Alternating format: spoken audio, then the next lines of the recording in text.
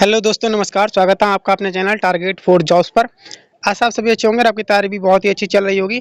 आज हम बात करेंगे सीआरपीएफ ट्रेडमैन 2024 के बारे में, क्योंकि इसका जो फिजिकल है, जो पहली लिस्ट आई थी एक बार, जो 72 60 या 70 हज़ार के आसपास जो बच्चे थे, 68 हज़ार के बच्चे थे, तो उन लोगों का पहले फिजिकल और डीएमई आरएमई जो है वो एक बार कंप्लीट हो गया था। फिर इसका 3 महीने तक रिजल्ट नहीं आया।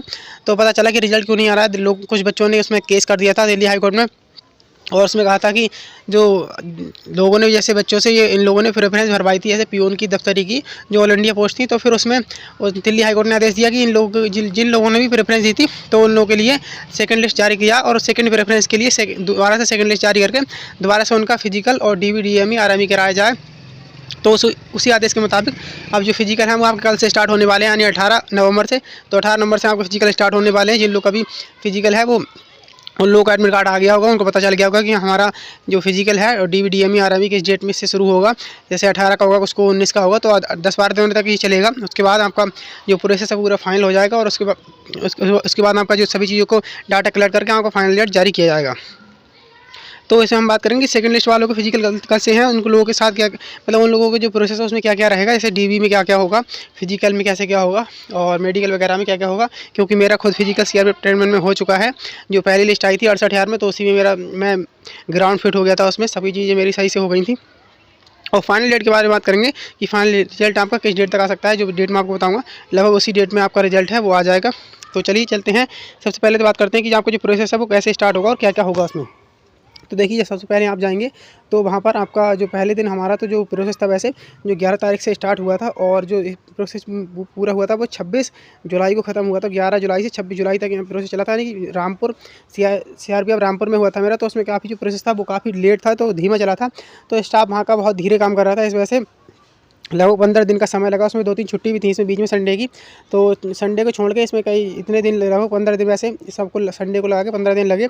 तो इसमें काफ़ी लंबा समय चाहता, हो सकता है इस बार इतना ये लेट ना हो, जल्दी प्रोसेस कंप्लीट हो जाए। क्योंकि इस बार सरकार के ऊपर और जो एमएचए है, यानी मिनिस्ट्री ऑफ होम अफेयर्स, गृह मंत्रालय की तरफ से दबाव है कि जल्द से जल्द इसका प्रोसेस ख़त्म करके इसका फाइनल रिजल्ट दिसंबर में देना हो। दिसंबर में कि लास्ट में रोज़गार मेला लगेगा, तो उसमें इनको जॉइनिंग लेटर भी देना है। तो इसलिए इस एमएचए से इस बार सख्त आदेश है कि इसको भर्ती को जल्द से जल्द कंप्लीट किया जाए। तो आपका जो प्रोसेस होगा, सबसे पहले आप जाएंगे वहाँ पर, तो आपकी जो हाइट होगी, हाइट और चेस्ट आपका मेजर किया जाएगा पहले दिन। जैसे ही आप जाएंगे, स्टार्टिंग में आपका हाइट चेस्ट मेजर किया जाएगा। फिर उसी दिन आपका फिजिकल हो जाएगा। जैसे जो भी कुछ पोस्ट हैं उसमें 4800 मीटर का फिजिकल है, और कुछ में जो है वो 1600 मीटर का फिजिकल है। तो उस हिसाब से जितना भी आपका फिजिकल होगा, फिर फिजिकल कराया जाएगा। उसके बाद जैसे आपका अगर दफ्तरी है, अगर आप दफ्तरी वाले से हैं या पीवन वाले से हैं, जो भी आपका ट्रेड जैसे रहा हो, तो उसके मुताबिक आपको उसी के ट्रेड के अकॉर्डिंग आपको जो आपका ट्रेड टेस्ट होगा वो दिया जाएगा। ट्रेड टेस्ट में क्या होगा, ये दफ्तर है, तो दफ्तर से संबंधित आपके कुछ 2-4 सवाल पूछे जाएंगे आपसे। मौखिक 2-1 क्वेश्चन पूछे जाएंगे। एक ही क्वेश्चन पूछा जाता है, हालांकि ज़्यादातर जो होते हैं अधिकारी वगैरह बैठे होते हैं, जो डीआईजी वगैरह होता है, डीआईजी तो नहीं होता है कुछ, और वहाँ पर जो होते हैं अधिकारी वगैरह, तो वो लोग आपसे क्वेश्चन पुटअप करेंगे, 2-1 क्वेश्चन पुटअप करेंगे। उसके बाद आपको जाने के लिए कह देंगे और दूसरे कैंडिडेट को बुलाएंगे। मौखिक होता है फिर, और 5 नंबर का आपका लिखित होता है।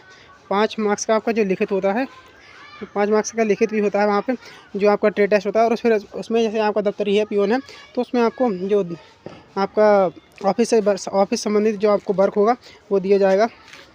बोला जाएगा कि आप जैसे ऑफिस में कैसे क्या करना है, साफ़ सफाई और फाइलों का रख रखाव, इन चीज़ों के बारे में आपसे करवाया जाएगा, ताकि आप कर पाते हैं नहीं कर पाते हैं। उसके बाद आपका ट्रेड टेस्ट में अगर आप पास होंगे, हालांकि सीआरपीएफ रामपुर में ट्रेड टेस्ट में बहुत ही कम लोगों को फेल किया जा रहा था। लगभग 1% ही लोग थे जिन लोगों के साथ फेल किया गया। मुझे इंडिया में तो कोई भी नहीं था जिसे ट्रेड टेस्ट में फेल किया गया। तो ट्रेड टेस्ट में किसी को भी ज़्यादा फेल नहीं किया जाएगा। मैं सभी चीज़ों के बारे में बात करूँगा, आप वीडियो में अंत तक बने रहिए। तो वहाँ पर जो भी हुआ था, उसके बाद में ये ट्रेड टेस्ट होने के बाद में आपका जो होगा, फिर जो बारी आएगी आपकी डीबी की आएगी। फिर आपका डीबी होगा। डीबी में आपकी वही चीज़ें लगेंगी, जैसे जो आपकी 10th और 12th की मार्कशीट लगेगी, और जो भी 10-12 की मार्कशीट के अलावा आपकी कास्ट लगेगी, कास्ट सर्टिफिकेट लगेगा आपका, और निवास प्रमाण पत्र लगेगा, यानी डोमिसाइल निवास प्रमाण पत्र लगेगा आपका। निवास के बाद में आपका जो आधार कार्ड होगा, आधार, और आप 4-5 फ़ोटो लेकर जाइए, वहाँ पर फ़ोटो की भी ज़रूरत पड़ती है। और एक आईडी, अगर आपके पास दूसरी कोई आईडी हो, जैसे डीएल वगैरह हो, तो वो भी लेते चलिए, क्योंकि दूसरी आईडी की भी ज़रूरत रहती है। अगर आपके पास बाई चांस पैसे मांगते तो नहीं है, लेकिन मांग लें तो आपको 2 आईडी लेके जाना है। तो यही डॉक्यूमेंट्स लगते हैं और जनरली, और कोई भी ऐसा डॉक्यूमेंट्स नहीं है। बस 10th और 12th की मार्कशीट हो आपके पास, कास्ट हो, डोमिसाइल हो, और जो आपका आधार कार्ड है वही, और फ़ोटो, ये चीज़ें मिलनी हैं। बस यही चीज़ें लगती हैं। और उसके बाद आपका मेडिकल का प्रोसेस शुरू होगा। उसके बाद में अगले दिन को हो सकता है उसी दिन हो जाए, जैसे भी, वो तो स्टाफ के ऊपर है, हर सेंटर का स्टाफ अलग अलग होता है। तो आपका मेडिकल का प्रोसेस शुरू होगा। तो जो मेडिकल का प्रोसेस होगा आपका, उससे आपके हाथ से लेकर पैर, हाथ पैर से लेकर और सभी जैसे उंगली वगैरह, फिंगर्स वगैरह चेक की जाएंगी। आपके प्राइवेट पार्ट्स, ये सब सारी चीज़ें चेक की जाती हैं। उसमें अगर आप चाहते आपको वीडियो चाहिए तो उसके लिए मैं आपको डिटेल एक वीडियो बना दूंगा। उसमें बता दूंगा मेडिकल में क्या क्या होता है और मेडिकल में क्या क्या होता है। तो इन सभी चीज़ों के बारे में मैं अलग से एक वीडियो बना दूंगा। अगर आप लोग कमेंट करेंगे तो आपको कोई भी डाउट हो मेडिकल से रिलेटेड, तो आप लोग कमेंट कर दीजिए कि मैं आपको दूसरी वीडियो में बता दूँगा, क्योंकि इस वीडियो में बताऊँगा तो वीडियो बहुत लंबी हो जाएगी, क्योंकि मेडिकल का प्रोसेस काफ़ी लंबा होता है। तो उसमें सभी चीज़ों के बारे में एक ही वीडियो में बता पाना मुश्किल है। तो अब बात करते हैं रिजल्ट के बारे में। आपका रिजल्ट कब तक आ पाएगा? तो आपका जो रिजल्ट है वो दिसंबर, ये प्रोसेस दिसंबर स्टार्टिंग तक खत्म हो जाएगा। तो आपका जो क्या कहते हैं, जो आपका CRP फाइनल रिजल्ट है ट्रीटमेंट का, तो आपका जो फाइनल रिजल्ट वो 15 दिसंबर के बाद कभी भी जारी हो सकता है। 15 दिसंबर के बाद आप मानकर चलिए कि आपका फाइनल रिजल्ट कभी भी आ सकता है। और उसके बाद में लास्ट दिसंबर में आपका जो रोज़गार मेला लगेगा, उसमें आपको नियुक्ति पत्र वितरित किए जाएंगे। तो आप मानकर चलिए 15 या 20 के आसपास, 15-20 दिसंबर के आसपास आपका जो फाइनल रिजल्ट है वो आ जाएगा। आप लोग अपनी तैयारी करते रहिए किसी दूसरे एग्जाम की। तब तक जो जिन लोगों का फिजिकल है वो फिजिकल पे फोकस कीजिए, DBDME RME जो भी है, तो उसमें आप फोकस कीजिए। और जिन लोग दूसरे एग्जाम की तैयारी कर रहे हैं वो दूसरे एग्जाम की तैयारी करते रहिए। 15-20 के आसपास आपका जो रिजल्ट है वो आ जाएगा। यही जानकारी देनी थी। अगर वीडियो अच्छी लगी हो तो अपने दोस्तों के साथ लाइक शेयर जरूर करें, और चैनल को सब्सक्राइब जरूर कर लें। दोस्तों आपसे रिक्वेस्ट है कि आप चैनल को सब्सक्राइब जरूर कर लें, क्योंकि मेरा जो पुराना चैनल था वो डेड हो गया था, इसलिए मैंने ये नया चैनल बनाया है। तो आप लोगों से रिक्वेस्ट है चैनल को सब्सक्राइब जरूर कर लें।